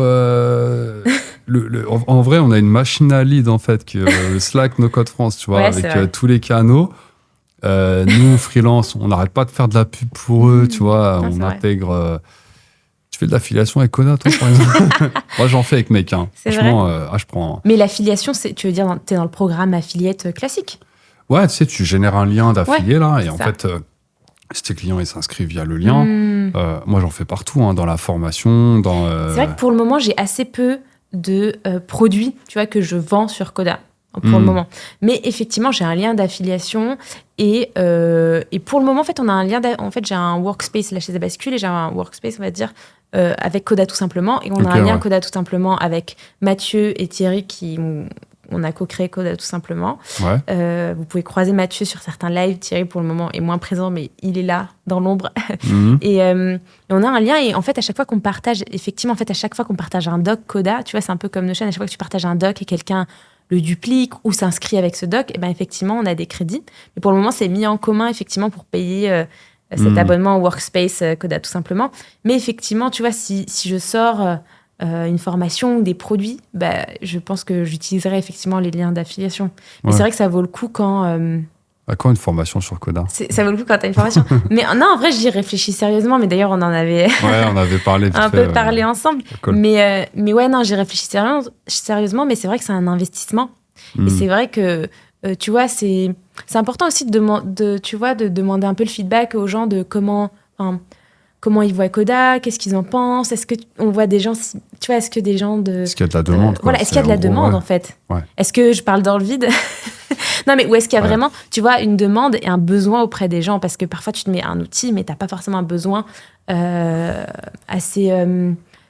assez large. Là, c'est vrai que de plus en plus, je vois des personnes autour de moi s'y mettre, même Guylaine Robin, je crois, sur LinkedIn. Famille, je vois qui c'est. Guylaine, elle s'y met, et pareil, elle a des super bons retours. En tout cas, je vois un réel engouement autour de Coda dans la communauté francophone, en fait, au sens large du terme. Et du coup, oui, c'est vrai que en réaction à ça, je pense que je vais sûrement investir du temps pour créer une formation. Après, tu peux faire juste une formation gratuite. tu vois. Qui te prend peut-être, je sais pas, une demi-journée à réaliser. Tu la mets, par exemple, tu fais une vidéo YouTube, t'en parles. Ça te permet de voir, en fait, déjà, est-ce que déjà des gens sont intéressés. Alors, on sait quand c'est gratuit, tout le monde est intéressé, entre guillemets. Mais ce qui est bien, c'est qu'en faisant une formation gratuite, par exemple, sur une plateforme type Podia, tu peux voir le taux de complétion de la formation. Et là, tu verras, si tu as 300 personnes compris, tu en as seulement 10 qui sont allés jusqu'au bout. Bon, peut-être qu'il n'y a pas, pour l'instant, en tout cas, d'intérêt, mais tu vois... Ça, tu la ferais plus sur Podia que sur YouTube, par exemple, ta formation gratuite. Ouais, parce que en fait, sur YouTube, tu ne sauras pas le taux de complétion. Pas exactement, ils te disent un peu où est-ce que les gens sont arrêtés dans la vidéo, mais c'est pas très... Et puis là, c'est pas qualifié, parce que ta vidéo YouTube, tout le monde peut tomber dessus, alors que toi, ce que tu veux, c'est vraiment vendre à des personnes qui sont intéressées vraiment par le sujet. Ça, c'est sûr. Ça, c'est sûr. Et aussi tourner ce qui est intéressant avec Coda, c'est de se dire, tiens, cet outil-là, c'est vraiment au service de votre business, tu vois, de votre activité, et aussi parler un peu de comment tu crées ton activité. Pourquoi pas aussi mettre un peu une dimension responsable. Mais tu vois, les dimensions responsables dans la tech, souvent, ça rejoint aussi les bonnes pratiques informatiques, numériques, c'est-à-dire, tu vois, pas développer des fonctionnalités dans tous les sens, mais tu vois, vraiment essayer de se cadrer, de se focus, se dire qu'est-ce qui est essentiel. Qu'est-ce qui est essentiel, qu'est-ce qui est aussi intéressant, au niveau de l'architecture, au niveau des automatisations. Est-ce que ça vaut vraiment le coup d'avoir des automatisations instantanées ou d'aller interroger tous les jours à telle heure. Ou d'interroger à telle heure chaque jour. En fait, tu as aussi des bonnes pratiques, tu vois, je pense, qui sont intéressantes à intégrer. Donc, il y a plein de choses intéressantes à faire, mais rester connecté. On est parti de Human Talk à... Je vais sûrement partager un peu dans les prochains mois, mais en tout cas, oui. Si d'ici là, tu as fait... en tout cas, Coda, tout simplement, c'est une chaîne YouTube aussi, en plus. Coda, tout simplement, c'est une chaîne YouTube. Et avec Mathieu et Thierry, donc tout au début, si vous remontez tout au début de la chaîne, c'était beaucoup Thierry qui le faisait. C'est lui qui a initié ça il y a très longtemps, il y a 1 an et demi, 2 ans, et qui parlait de Coda. Et en fait, c'est un Belge, il parlait de Coda, ça s'appelait Coda French avant. Et après, on l'a repris effectivement avec Mathieu. Mais donc, c'est vrai que Coda, tout simplement, c'est vraiment un peu la communauté de fans, on va dire, de Coda, quoi. Et donc, on a aussi un Discord. Et donc, l'idée, c'est vraiment de s'entraider, d'apprendre Coda ensemble. Ok, trop cool. C'est vraiment... c'est un peu comme, tu vois, No Code France, mais c'est vraiment autour autour de Coda, là. C'est vraiment... Il y a aussi un canal sur mais il y a des micro-communautés qui se font comme ça. Et moi, je trouve que ça, c'est ultra efficace de faire des micro-communautés par rapport à des outils. Franchement, il n'y a rien de mieux pour éveiller les sens. Tu vois, Alexis, il a le cercle des ops. Moi, j'ai Apprendre Make. Toi, Coda, tout simplement. Peut-être que ça sera une formation aussi demain ou un blog, tu vois. Et c'est... tu vois, au début, No Code France, en fait, on avait besoin de parler vraiment de no code en général, entre 2019 et 2021. Maintenant, c'est bon, on en a assez parlé. Maintenant, on veut voir des outils, entre guillemets, tu vois. Non, mais tu sais, le no code de façon générale, je pense que tout le monde est assez éveillé maintenant sur le sujet, tu vois. J'irais même plus loin parce que, effectivement, avant, on avait besoin d'être éveillé, d'apprendre à connaître les outils. Et effectivement, on a besoin de parler des outils, mais on a aussi besoin, de plus en plus dans les formations aussi, d'intégrer les bonnes pratiques. Et même, tu vois, je le vois au wagon, beaucoup les questions qu'on me pose quand je suis encore teacher le soir au wagon de temps en temps. Trop bien. Et donc, donc vous pouvez me croiser encore en teacher sur le wagon. Et comment et les questions qu'on me pose, c'est mais en fait, quelles sont les méthodes pour mener à bien un projet no code. Donc c'est vraiment, tu vois, ça se professionnalise. Et maintenant, on veut vraiment, les personnes veulent vraiment savoir aussi quelles sont les bonnes méthodes de gestion d'un projet no code. Comment on fait pour partir d'un besoin et de dérouler jusqu'au résultat. C'est ça, tu pars d'un besoin, comment mais sans rentrer, tu vois, dans des livrables sans avoir un cahier des charges avec 10 pages. Voilà, c'est ça. Un cahier des charges hyper j'allais dire, hyper mastoc. Mais par contre, effectivement, comment tu modélises tes données, comment tu cartographies tes process, comment tu priorises les fonctionnalités, comment tu mets à jour ta doc, comment tu... après, même presque la conduite du changement en entreprise aussi, c'est un vrai sujet. Parfois qu'on me demande... En fait, on me demande de gérer parfois un projet no-code, mais en fait, embarquer tous les collaborateurs, de faire l'effort d'embarquer tous les collaborateurs, parce que parfois, c'est quelqu'un en entreprise qui prend ce rôle, mais parfois, c'est presque au prestat de le faire. Et du coup, dans les formations, les personnes aussi attendent aussi des infos là-dessus. Tu vois, ça, c'est une question que je pose tout le temps. Quand, là, par exemple, je suis en train de closer une mission, peut-être, et la personne, en fait, à chaque fois, vu qu'il y a plusieurs outils à créer, tu vois, dans la mission, nos codes et tout, chaque fois, je lui demande, OK, qui ensuite va gérer le rôle de, OK, je forme les équipes autour. C'est moi, c'est toi, comment ça se passe, tu vois. Ouais. Et moi, ce que je conseille, en tout cas, c'est toujours d'avoir quelqu'un, quand même, en interne, qui est capable de t'expliquer tout ce que toi, t'as fait, et même de l'améliorer, entre guillemets, de l'améliorer. Tu vois, mais c'est pas toujours évident, ouais. C'est pas toujours évident, mais le problème, c'est qu'après... Même sur Make, il y a des gens qui doivent te demander des choses qu'ils savent pas faire sur Make. Bah, sur Make, ça part en maintenance, en abonnement de maintenance, des ça. fois, où ça me prend des heures, parce que c'est impossible, en fait. Enfin, rien que des fois, ça bug, en fait, tout simplement, tu vois. Mais parfois, des services sont indisponibles, ou parfois, tu as des données qui n'étaient pas prévues, qui arrivent, t'as un utilisateur qui a fait une action que tu n'avais pas prévue, tu vois, 3 mois avant. Mais ouais.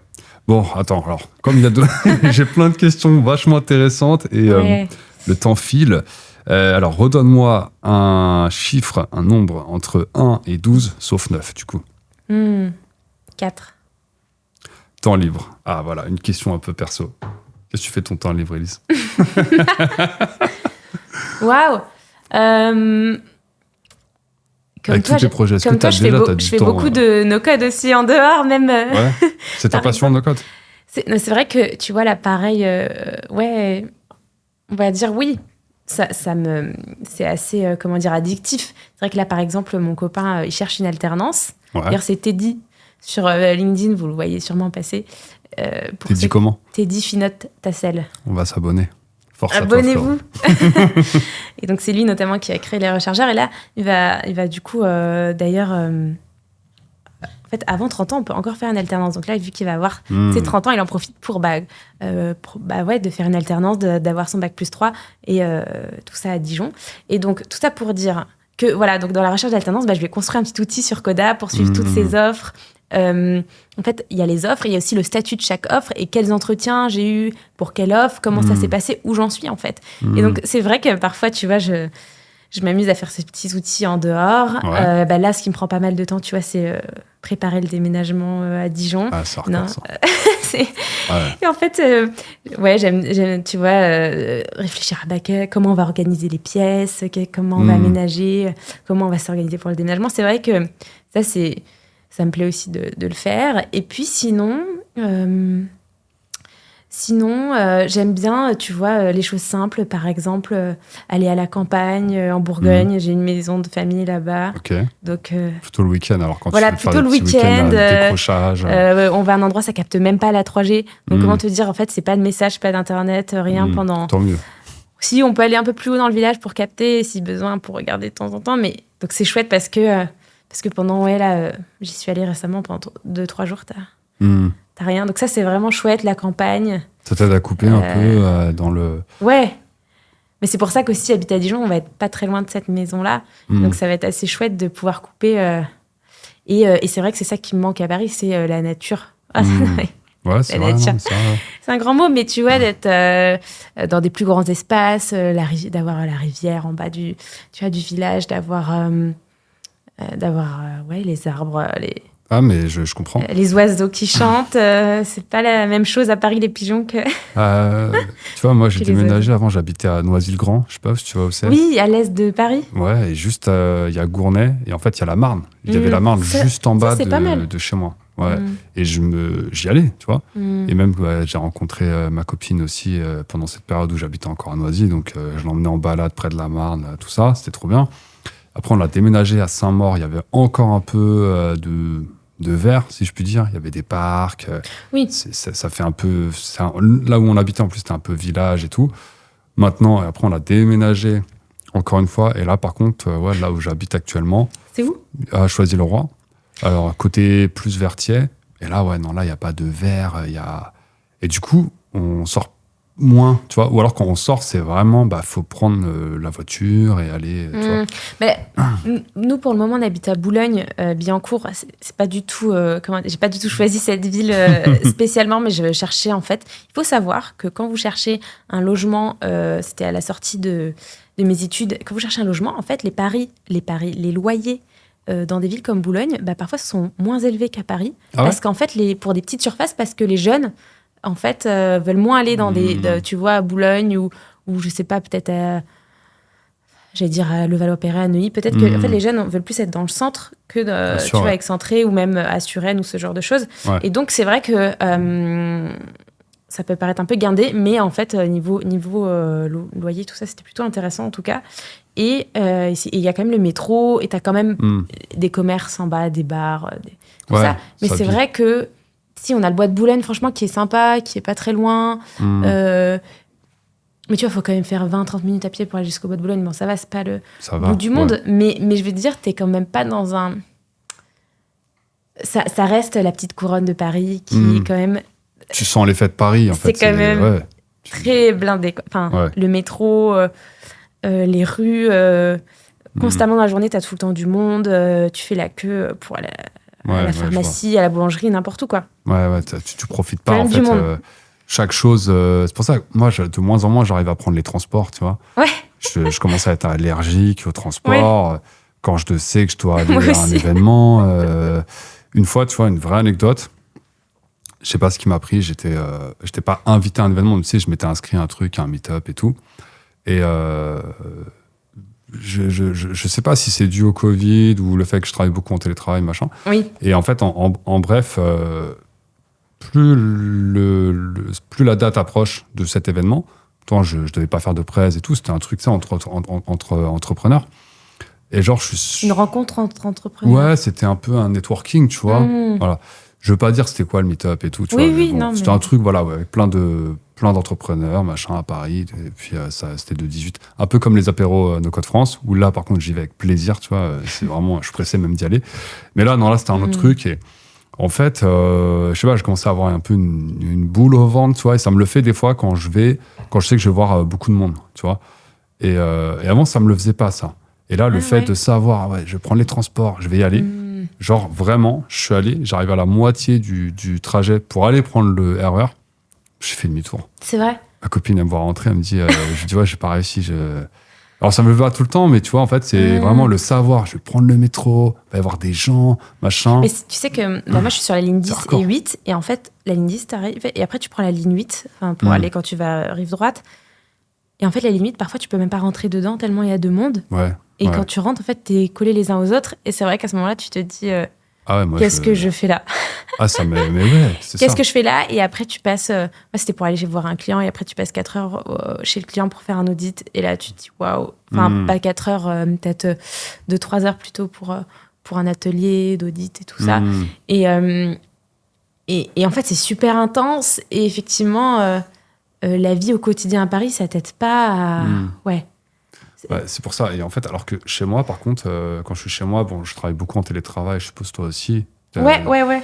Et quand ça m'est arrivé la première année de mes missions, de me déplacer chez des clients, il y en a un, ça s'est très bien passé. Il y en a un, par contre, Estena, assez connu en plus, ça s'est pas du tout passé. Genre, 3 jours chez lui. Alors, j'avais besoin d'argent et tout, c'était les premières missions. C'était horrible. Le gars, on était posés comme ça. Déjà, franchement, c'était... la pièce, elle était genre... table blanche, chaise blanche, tu vois. Que nous deux dans une grande pièce. Oui, c'était oppressant. Assis, voilà. Je te promets, j'étais là avec mon ordinateur portable en train de bosser. À un moment, je te jure, il m'a fait une face comme ça, genre... Tu sais, et regarde sur le côté comme ça. Et je le sais, tu vois, je le sens. Et j'ai dit, ah non, mais frère, t'es vraiment en train de regarder si je suis en train de bosser, là, tu vois. Mais je pense que, tu vois, t'as aussi une culture à la française.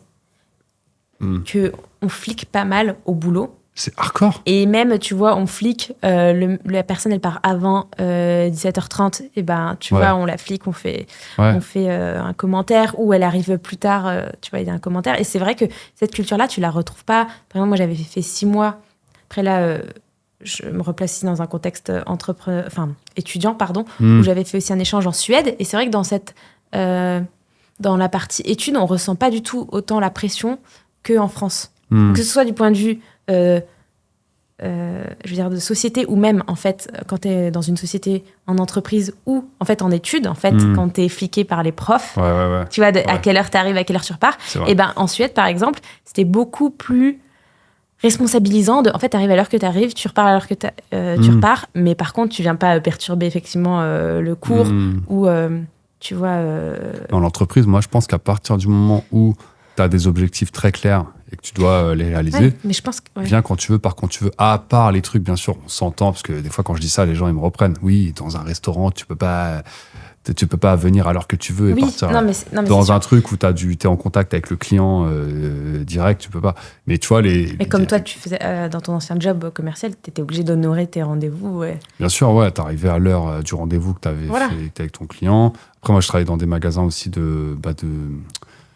le retail, tu vois, Célio, des choses comme ça. Bon, bah oui, là, t'es obligé d'arriver à l'heure parce que tant que toi, t'arrives pas, tu peux pas libérer, par exemple, le collègue qui, lui, attend que toi, t'arrives pour prendre la caisse, pour aller à sa pause. Dans des entreprises un peu plus de... Comment dire ? Où chacun est sur son ordinateur et en fait, dans des bureaux, c'est vrai que là, on sent que, tu vois, je pense que c'est une culture un peu à la française. Ouais. Toi, t'es pour le full remote, toi, par exemple, C'est vrai qu'aujourd'hui... j'ai envie de développer mon activité et de bosser de chez moi. D'autant qu'à Dijon, j'aurai mon bureau. Donc, c'est vrai que là, aujourd'hui, je ne l'ai pas, c'est dans mon salon, donc c'est peut être pesant, tu vois. Ouais, mais le jour où j'aurai mon bureau, eh bien, je pense que ce sera beaucoup plus simple, effectivement, de bosser chez soi au jour le jour. Mais je pense que... le remote, c'est... Ouais. Si tu as une équipe, 5 personnes, par exemple. Ah, mais tu peux dire, ah bah non, je préfère aller voir. En fait, tu vois, ce serait intéressant. Je veux pas d'équipe. Franchement, je comprends. Moi non plus. Non, je veux bien collaborer avec d'autres freelances, tu vois. Ouais. Pourquoi pas un jour, si je fais des vidéos plus quali, eh bien, tu vois, je vais sûrement sous-traiter le montage. Tu vois, m'entourer de personnes qui sont bonnes dans le marketing ou dans le montage, comme disais, ou... dans la communication ou même je sais pas, développeur si j'en ai besoin, tu vois, m'entourer de ces partenaires-là, mais j'ai pas envie de rentrer dans du management, de gérer une équipe. C'est horrible. J'ai fait une passade j'étais 6 mois en chef de projet dans une boîte, un intégrateur Salesforce, intégrateur Okta, ce genre de choses. Et de toute façon, c'est pas caché. mais voilà, donc j'étais chef de projet, mais du coup, je devais quand même gérer des équipes, tu vois. Et donc, c'est vrai que c'est pas évident quand t'as la responsabilité de gérer des équipes. C'est un autre métier. Il faut des managers, il faut des personnes qui gèrent les équipes, et j'ai des amis qui adorent ça. Mais c'est vrai que j'aime bien la relation avec les personnes, mais c'est vrai que plus la relation de partenaire de travail ou client à Presta. Mais en entreprise, pour le moment, je suis pas prête. Moi, dans la tech, j'ai jamais managé d'équipe. J'ai déjà managé des équipes quand je travaillais à Marks Spencer. J'ai fait 3 magasins à Marks Spencer. C'est une marque de food. Je sais même pas si ça existe encore, tu vois. Je crois que ça existe encore, mais on le voit surtout en Angleterre. Ouais, en Angleterre, ouais. Et puis là, il y en avait un à Châtelet, et moi, j'ai travaillé dans celui de Villejup, à la porte de la Villette, et après Chaussée d'Antin, et après à côté du Grand Rex, qui a été remplacé par un casino. Bref, c'est la seule expérience de management que j'ai eue, on va dire, dans le retail. Et ouais, non, je ne le referai plus, tu vois. Parce que franchement, déjà, au-dessus de moi, il y avait mon directeur, qui n'était pas du tout aligné avec ma façon de manager, si je puis dire. Lui, c'était un ancien militaire, tu vois. Alors que moi, j'étais plus dans une approche, mes employés, j'ai envie qu'ils soient contents de venir travailler et qu'ils aient, je sais pas, de leur donner envie de se déplacer, etc. Et c'est dur, en fait, parce que, du coup... C'est un boulot à part entière d'être manager et des compétences vraiment... Ça m'a dégoûté un peu. Enfin, en tout cas... c'était cool, tu vois, mais c'était hyper prenant. Et en fait, tu prends des bastos autant des employés que d'au-dessus. Toi, t'es entre les deux et tu te manges que des bastos d'en haut, d'en bas. Enfin, tu vois, c'est... Voilà, quoi. Ouais, je peux comprendre. Après, lui aussi, il se mangeait des bastos de la personne qui dirigeait les 12 magasins. Enfin, bon. Mais c'est vrai que quand je vois dans ma famille des personnes qui ont fait une longue carrière et qui, du coup, ont gravi, tu vois, les échelons comme ça et du coup, qui se sont pris comme tu dis, des bastos. Non, mais en tout cas, qui se prenaient des balles, voilà, d'en haut, d'en bas et toute la vie, et tu vois, qui ont mené une carrière pendant 30 ans, 40 ans. Et c'est vrai que c'est une autre époque, mais de toute façon, il nous faut, tu vois, il nous faut des managers Bien sûr. Et réinventer le management. Et des bons managers. Et tu vas réinventer le management. Ouais. Et pas se dire juste, t'es bon, tu passes manager. En fait, c'est vraiment un boulot à part entière, avec des compétences à part entière. Et j'en parlais aussi avec un ami, c'est que c'est pas parce que t'es bon technicien, ou même technicien, je veux dire, dans ton boulot, n'importe quel boulot que tu fais, programmeur ou quoi, c'est pas parce que t'es bon technicien que tu vas être bon manager. Et aujourd'hui, tu vois, on fait monter les échelons aux personnes qui sont bonnes techniciennes. Mais parfois, en fait, tu veux juste pas monter, tu veux juste pas manager. Et tu veux, devenir expert dans ton domaine, mais tu veux pas forcément manager. Et à l'inverse, parfois, on n'ouvre pas des postes de management à des gens qui seraient très bons, mais qui n'auraient pas forcément toutes les connaissances techniques, mais tu vois, qui mériteraient d'être manager parce qu'elles ont ces compétences-là. Donc, c'est vrai que, bon... Je suis totalement d'accord. Moi, à Jelly Smack, par exemple, Florent Clévenot, qui était manager, j'arrêtais pas de lui dire, franchement, moi, je suis bien où je suis. Hein. Je suis bien à faire juste des scénarios, je parle avec la machine, machin. Je sais pas comment tu fais, toi, pour gérer 10 personnes. Voilà. Ouais. Et puis, en plus, tu t'éloignes. Moi, je suis vraiment... j'aime la technique, tu vois. Et quand tu manages, tu t'es un commercial qui aime la technique. J'étais un très mauvais commercial. Okay. Attention, non, j'étais le pire. Je sais pas, moi, en fait, commercial, c'est-à-dire dans le sens où appeler, prospecter, non, en plus, je suis pas du tout... pour moi, ça, c'est pas... Enfin, j'aime pas ça, quoi, tu vois. Je suis pas un bon commercial. Je suis peut-être un bon closer, entre guillemets. Je l'ai fait un peu. Peut-être marketing, je suis pas trop dégueu.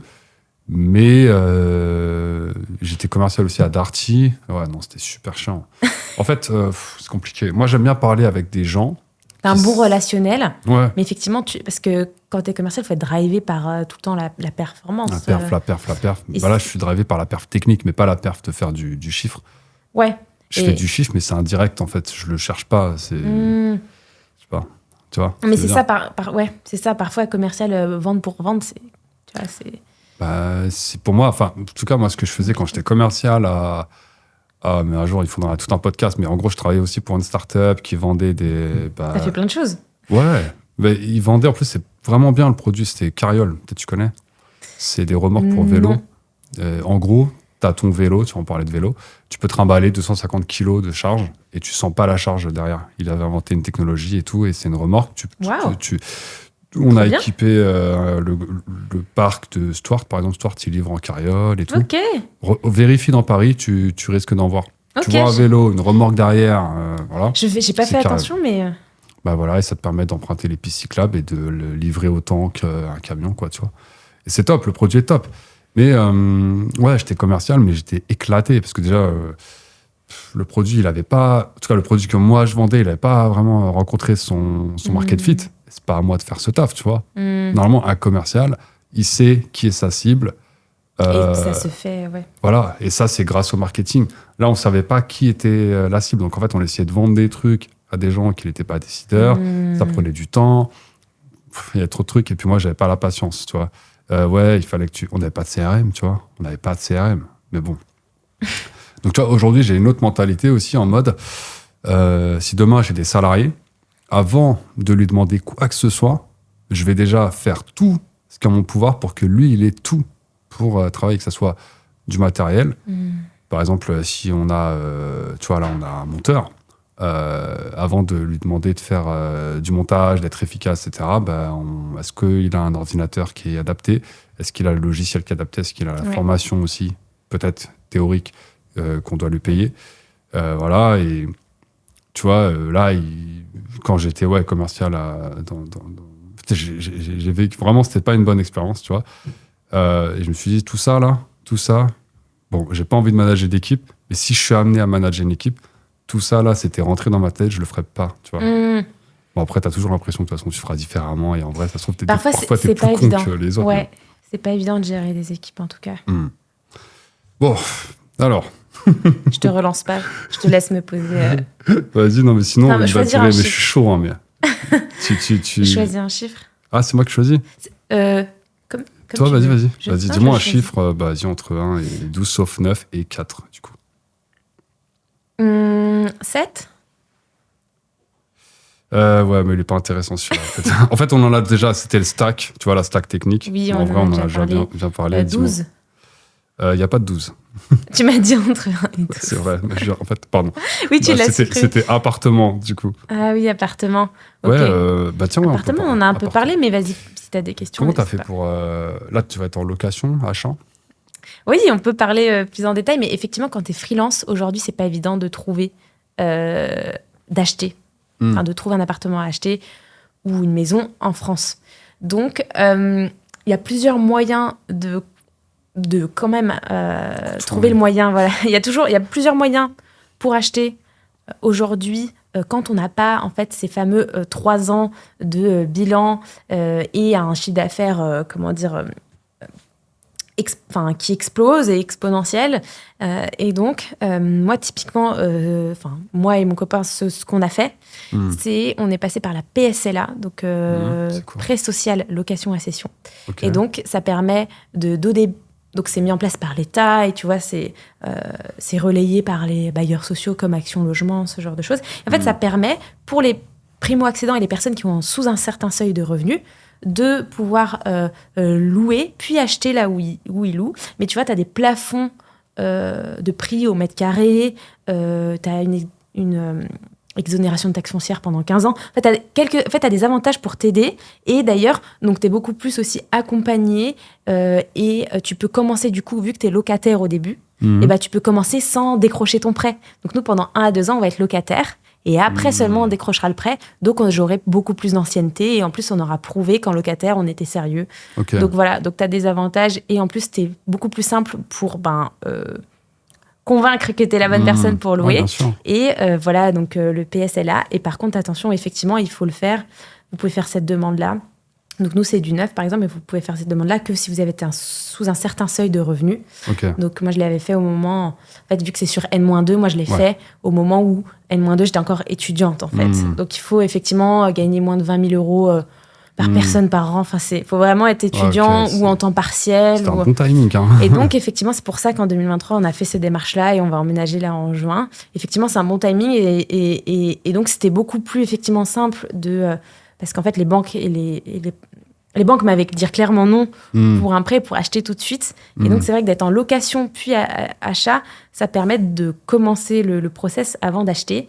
Mais le taux, ça sera le taux de donc là, dans 2 ans? Là, je vais emménager en location et en juin 2024. Et en juin 2025, c'est là où on va faire les dossiers pour acheter. Et donc, j'ai 1 à 2 ans pour acheter là où je suis. Tu vois. Si ça me plaît pas, si j'ai des voisins qui me cassent les pieds, ou si par exemple, je vois qu'en fait, il y a trop de malfaçons, tu vois, si ça se peut, t'as des malfaçons, ça te convient pas à cet endroit-là, je peux quand même résilier, il y a des petits frais de résiliation, tu vois, mais normalement, le process classique, c'est d'être locataire et après d'acheter. Et donc, voilà, n'hésitez pas à regarder, en tout cas, si vous êtes soit étudiant, alternant, en temps partiel, au chômage, vous pouvez peut-être bénéficier de ça. Je crois qu'il y a aussi sur la rénovation, où c'est sur du neuf, mais je crois que sur la rénovation, tu peux aussi être accompagné. Et sinon, moi, ce que j'allais faire, si j'arrivais pas à décrocher ça, parce que ça, je suis tombée dessus un peu par hasard, en faisant mes recherches, comment acheter, tu vois. Ouais, bah, bien sûr. Parce qu'il y a plein de choses qui existent. Et en fait, si ça marche pas, ce que je peux vous conseiller, c'est ça ma passion en dehors, c'est trouver les bonnes affaires. C'est cool. C'est un peu ça. Et lise les bons plans. Trouver les bonnes affaires. Je suis un peu influencée par mes amis d'école. On est un peu toujours à la recherche de bons plans, mais c'est sympa. En tout cas, voilà. Sinon, ce que je peux vous conseiller si vous êtes à votre compte, c'est de regarder aussi du côté de Virgile ou Sésame. En fait, Virgile et Sésame, ils font aussi pareil de la location. Non. Oui, c'est ça, de la location-vente, sauf que, enfin, du leasing immobilier, sauf qu'en fait, eux, c'est des boîtes privées. Ils achètent pour toi. Globalement, ils n'ont pas le même modèle économique, les deux, mais globalement, le concept, c'est ils achètent pour toi là où tu as envie d'emménager, et après, ils te le louent. Et ils t'accompagnent, en fait, à décrocher ton prêt et à pouvoir acheter ton appartement ou ta maison. Et après, eux, ils prennent une marge, en fait, sur cet achat. Et c'est comme ça, en fait, qu'ils font leur bénéfice. Mais du coup, ça peut quand même te permettre d'emménager 2 à 3 ans avant chez toi, d'être vraiment accompagné. Eux, ils prennent vraiment au sérieux les freelances, les personnes qui sont à leur compte. Enfin, c'est vraiment eux leur cible. Enfin, c'est vraiment ces personnes-là les cibles. C'est les personnes qui sont aujourd'hui pas considérées par les banques, pas pris au sérieux, alors que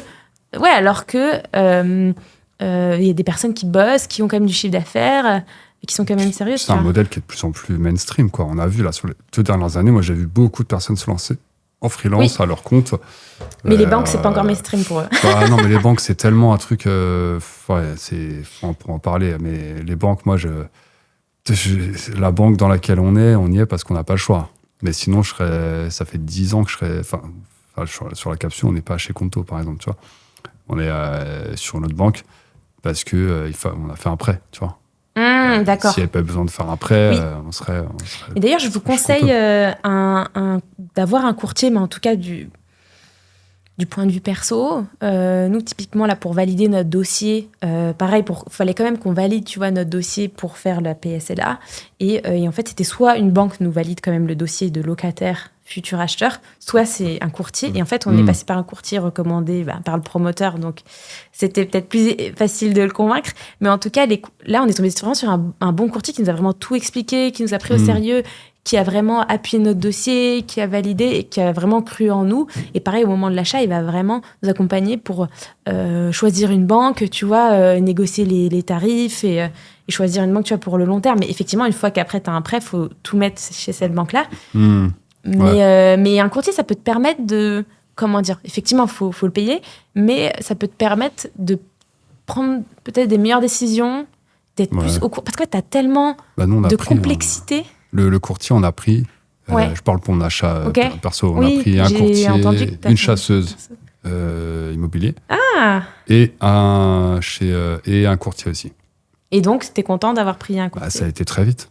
En fait, sur le choix du coup de l'appartement, ça a été très vite. En une semaine, en fait, elle avait, je sais pas globalement sur combien elle a pris nos critères. Et en plus, les critères qu'on avait, c'était pas des critères, tu sais, que tu peux cliquer sur le bon coin, le filtre et tout. C'était des trucs un peu spécifiques, quoi, tu vois. On veut une verrière dans le salon. Voilà, faut regarder, faut cliquer sur l'image, regarder comme ça. Mais tu sais, c'est pas un truc où t'as 100, comme sur Airbnb, là, où tu cliques, ça réduit, machin. Non, mais ça demande ça demande vraiment beaucoup de temps, les recherches. Mais de fou. Et c'était pas donné, mais ça nous a fait gagner beaucoup de temps. En une semaine, en fait, elle est venue avec... mais ouais, on a fait 3 visites, elle est venue. Une semaine après, on a fait 3 visites. Il y en avait 7. En fait, elle en avait sélectionné 7 sur je sais plus combien, tu vois, beaucoup. Sur les 7. Choisy-le-Roi. Et après, le courtier. Ouais, moi, je voulais vraiment gagner du temps, quoi. Tu vois, je préfère. En fait, de toute façon, le temps, c'est vraiment. Je préfère payer et gagner du temps que gagner de l'argent et perdre du temps, tu vois. Parce qu'avec l'argent, tu peux acheter. C'est vrai que ça, c'est une dynamique. Avec le temps, t'achètes de l'argent, mais pas avec l'argent. Moi, je suis encore auto-entrepreneur, et du coup, c'est vrai que c'est pas...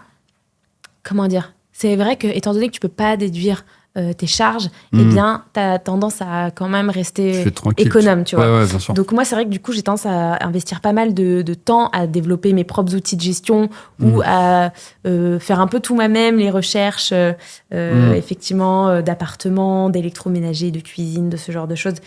Quoique, on a quand même pris un cuisiniste, mais bon, je fais quand même beaucoup de choses par moi-même. Mais effectivement, dès que tu passes en société, après, bon, là, je fais le parallèle avec le pro et le perso, mais dès que tu passes en société, tu peux beaucoup plus aussi déléguer et te libérer du temps. Et après, du point de vue perso, ça, c'est une autre logique. Mais effectivement, je pense que quand tu passes en société, tu commences à avoir un peu cette logique. Et aussi, du point de vue perso, te dire, mais tiens, je vais investir à gauche, à droite pour me libérer du temps, quoi. Après, il ne faut pas s'enlever le temps où ça te fait plaisir. Il y a des choses qui te font plaisir. Il ne faut pas tout déléguer. Par exemple, je ne sais pas, moi, il y a des choses, en fait, si tu veux. Par exemple, le premier truc que j'ai délégué, c'était... Moi, j'ai une femme de ménage. Ça fait plus de 3 ans. Et quand on a emménagé, en fait, avec ma copine, je sais que, par exemple, le ménage, c'est un sujet d'embrouille dans les foyers, tu vois. Je me suis dit, moi, ça me saoule de faire le ménage. Je veux bien le faire. Deuxièmement, ça me fait perdre du temps. Troisièmement, j'essaye d'être focus sur... tu vois, c'était mes premières années de freelance, j'avais pas le temps. Enfin, j'essayais vraiment de réduire ma charge mentale et mon temps au maximum. C'est quand t'apprenais le Python aussi, à ce moment-là ? Quand j'emménageais à Saint-Maur, non, pas tout de suite. Non, là, j'étais vraiment en mode Airtable. C'était le début, tu vois, c'était le début 2021. Donc, je me suis dit, non, ça, c'est le premier truc où j'ai pris... Et en fait, finalement, on s'est jamais embrouillé à cause du ménage, tu vois. Parce que, voilà, et puis moi, j'ai calculé, tu fais 2 heures par semaine multiplié par plus de 3 ans. Je crois qu'on arrivait à un truc comme 600 ou 700 heures, tu vois. Mais en tout cas, nous, c'est aussi la femme de ménage, en tout cas. La femme ou l'homme de ménage. La femme ou l'homme de ménage, effectivement. C'est vrai que dans le langage courant, on dit femme de ménage, mais c'est pas forcément toujours adapté. Mais effectivement, c'est quelque chose aussi à laquelle je pense. Parce que, effectivement, c'est des petites choses qui peuvent... Mais aussi pour le couple, tu vois, permettre que ça se passe mieux. Ouais, c'est clair. Après, ça veut pas dire qu'on fait rien à la maison, tu vois. On a nos tâches et tout. Il y a des choses, mais au moins, en fait, on fait ce qu'on aime bien faire. Moi, par exemple, je donne un exemple. Qu'est-ce que t'aimes bien faire? Bah moi, le linge, j'aime bien faire les machines, j'aime bien étendre le linge, tu vois. Ok. Et les plier aussi? Alors, ouais, je vais pas juste, je le plie, je le repasse pas, mais je le plie. Alors après, c'est vrai que des fois, c'est elle qui le met dans l'armoire.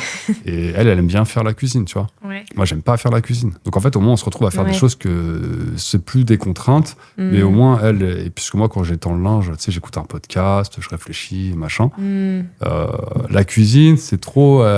Faut trop réfléchir. Je pourrais pas réfléchir, quoi. Ouais, voilà. Je serais trop sur le truc, quoi, tu vois. Nous aussi, on se répartit. Lui, il fait la vaisselle. Moi, je fais la cuisine, ça dépend, lui ou moi. C'est moi qui fais le linge. Mais j'aime pas trop. Ok. J'aime pas trop faire le linge, mais tu vois, niveau, comment dire, pliage, ça c'est un peu plus carré quand je le fais que quand il le fait. Tu vois. Ouais. Mais chacun, c'est... lui, ils montent déjà les courses aussi, des 6 étages de courses. Donc, et la vaisselle, c'est déjà bien. Moi, je fais le taxi aussi, des fois, tu vois. Elle n'a pas le permis, moi, j'ai le permis. Enfin, après, il faut trouver un... Ouais, il faut qu'il y ait une équité, quoi, tu vois. Faut pas c'est sûr. Mais voilà, bon. C'est sûr. Une dernière ou pas? Parce qu'on va arriver vers la fin. C'est passé tellement vite. Ça passe très, très, très vite. Alors. Vas-y, choisis, alors. Ouais, je vais choisir, parce qu'il y en a. J'avais mis, c'était le premier. Client red flag. Et est-ce que t'as des red flags? Des clients qui font que, au-delà d'avoir un client qui ne correspond pas justement aux valeurs que tu essayes d'avoir dans tes prestations, c'est-à-dire plutôt sur le plan personnel presque, tu vois. Il y a des red flags. D'ailleurs, il y a certains de mes clients avec lesquels je travaille qui ont ces red flags-là, donc je me dis qu'il faudrait peut-être que j'arrête certaines collaborations, tu vois. Attention, si vous vous reconnaissez. Attention. Mais oui, en tout cas, j'en ai identifié, et c'est vrai que c'est vraiment un travail, tu vois, j'allais dire au quotidien, à chaque fois se dire, mais attends. Et en fait, on en parlait d'ailleurs avec Julien et Florian Verdonck, Julien Motet, Florian Verdonck, à un moment, de se dire, mais en fait, il faut lister ces red flags-là, et quand vous avez des nouveaux clients, ou des collaborations qui commencent, mais en fait, regardez cette liste et cochez et faites l'effort parce que sinon on s'en rend compte trop tard. C'est vrai. Et moi je suis encore dans le stade où je m'en rends compte parfois trop tard. Mais tu vois, t'as quand même les red flags tout bête, mais du paiement. Moi je mets quand même un acompte et en fait si tu vois déjà que ça met du temps à arriver à le premier acompte ou même parfois quand tu découpes en plusieurs phases et que le solde de la phase 1 met aussi du temps à arriver, bon, quand voilà, ça peut... Ouais, ça peut donc ça, c'est clair que c'est compliqué quand toi, t'es réglo, que tu tiens ton timing et que de l'autre côté, ça suit pas, c'est vrai que c'est compliqué. Il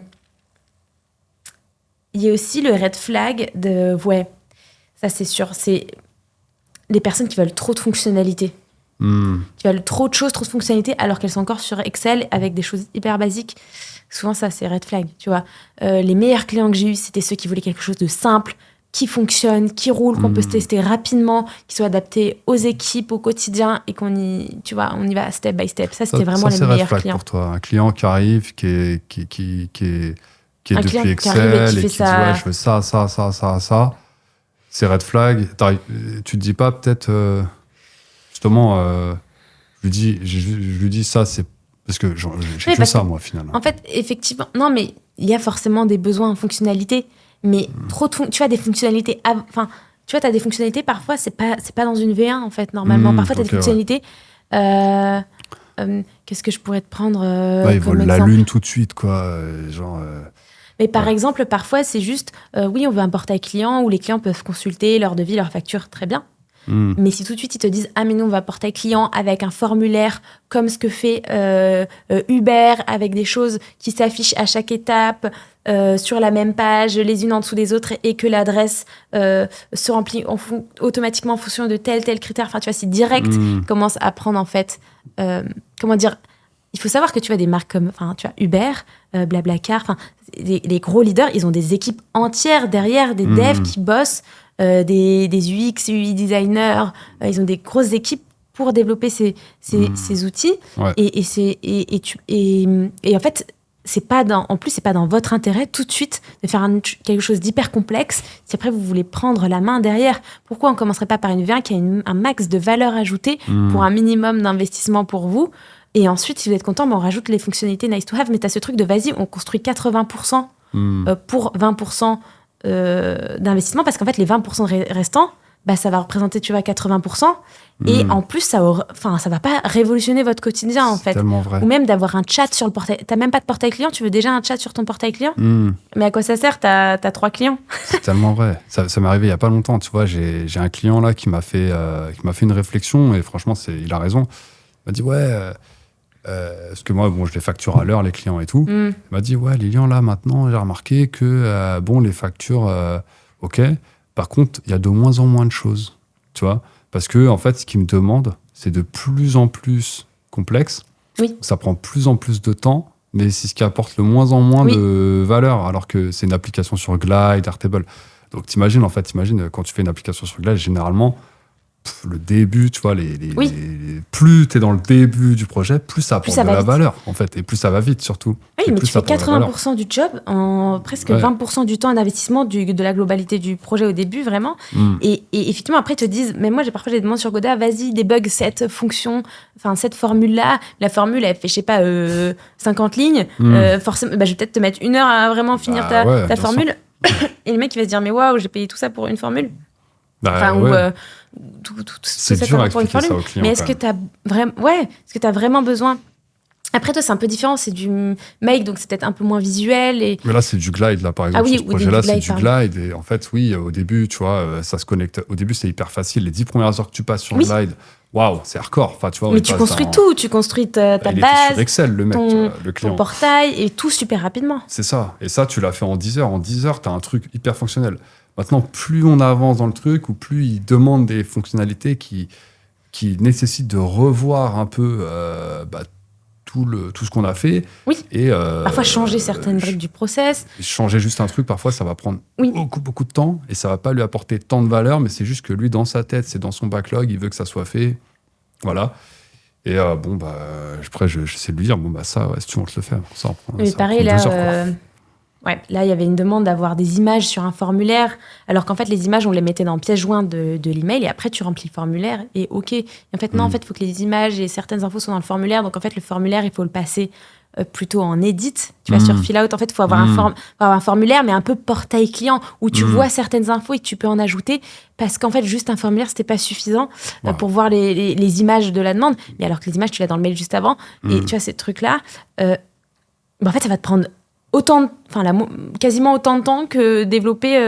parce que là, c'était un petit projet, tu vois, de quelques jours, mais rajouter ça va prendre peut-être une journée, parce qu'il faut revoir les process, les machins, les trucs, alors que le reste, on l'avait fait quand même en 2-3 jours. Donc, le niveau ratio temps passé, valeur ajoutée, là, je sais pas, tu vois, si c'était la prio, alors que sortir tout de suite l'outil, le tester, avoir des feedbacks utilisateurs concrets, là, je trouve que ça a plus de valeur que de s'éterniser sur des fonctionnalités, tu vois, plus avancées. Mais en fait, plus avancées pour du no-code. Après, c'est vrai que des personnes qui font du dev, c'est pas du tout les mêmes problématiques, tu vois, parce que c'est que du build sur mesure. Donc, c'est pas du tout, tu vois, les mêmes échelles de temps, les mêmes décisions à prendre. Mais c'est vrai que les projets qui se passent le mieux, et pour le client, pour nous, en tant que freelance no-code, c'est les projets où devant, t'as quelqu'un qui reste simple, simple, focus,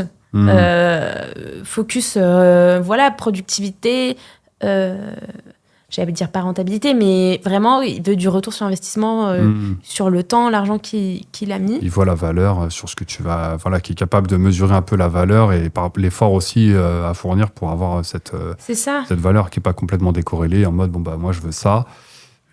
Ça m'apporte pas beaucoup de valeur. J'espère que ça te prendra pas beaucoup de temps.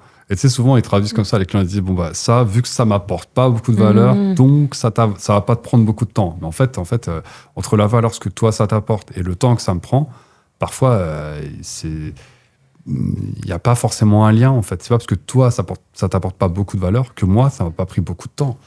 Et des fois, c'est dur, en fait, et surtout quand tu es en régie, comme moi, où après, ça dépend des missions. Il y a des missions, je suis pas en régie. Genre, sur Mec, tu vois, je fais plus trop de régie parce que je suis pas rentable. Je vais trop vite. Donc, voilà. Par contre, là où je suis en régie, c'est plus sur vraiment les outils, Airtable, tu vois, des choses comme ça. Voilà. Ok. En tout cas, on est alignés. Et est-ce que j'avais un autre red flag? Donc là, j'ai dit principalement, effectivement, le fait de respecter les paiements échelonnés, le fait de keep it simple. En plus, Noam Say, il le dit tout le temps, ça va rester simple, mais c'est vraiment mon mantra. Ouais, c'est clair. Dans tous les projets. Et un autre red flag, effectivement, c'est les clients,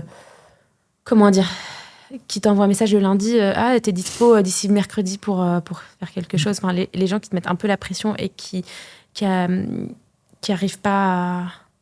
Qui sont pas organisés eux-mêmes dans leur vie. Qui sont pas organisés.